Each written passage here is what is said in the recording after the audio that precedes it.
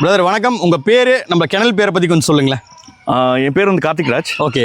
என்னோட கிணல் நேம் பார்த்தீங்கன்னா ராஜநால்வார் கிணல். ஓகே. எங்கே அமைஞ்சிருக்குங்க? சென்னை. ஸ்பெசிஃபிக்காக ஒரு ப்ரீட் எடுத்து வளர்த்துறீங்களா? அது என்ன ப்ரீடுன்னு தெரிஞ்சுக்கலாங்களா?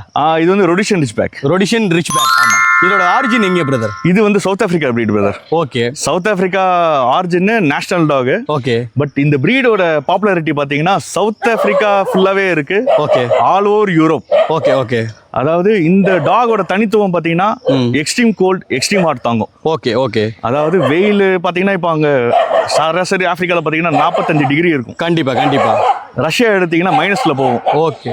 -20 டிகிரியில இவங்க வெளியில் வருவாங்க. ஓ, அந்த அளவுக்கு இது வந்து அந்த வெதர் கண்டிஷனை தாங்கக்கூடிய அளவுக்கு இருக்கு. ஆமா. ஓகே பிரதர், இங்க தமிழ்நாட்டில் அதிகமாக பார்க்க முடியறது இல்லையே, என்ன காரணம்? அதான் இது பாத்தீங்கன்னா தமிழ்நாட்டில் கொஞ்சம் ரேர் தான் பிரதர். ஓகே. ஓகே. ஏன்னா இது வாங்குற ஆட்களும் இங்க கம்மி.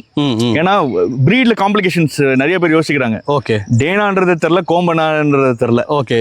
ஸோ ஏன்னா கலரை வச்சு இவங்க முடிவு பண்ணிக்கிறாங்க. ஒரு சைடில் பார்த்தா கோம்போ மாதிரி தெரியுது, ஒரு சைடில் பார்த்தா டேன் மாதிரி இருக்கு. ஆமா. ஓகே.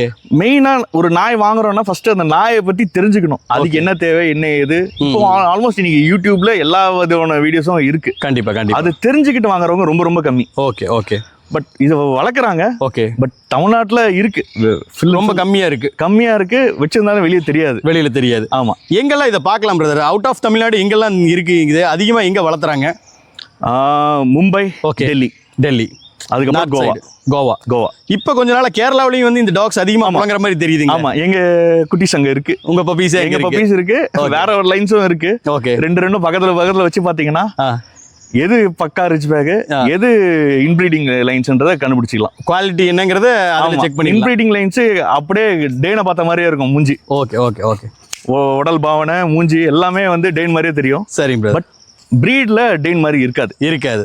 ஓகே பிரதர், ரொம்ப அருமையா சொன்னீங்க. தேங்க்யூ.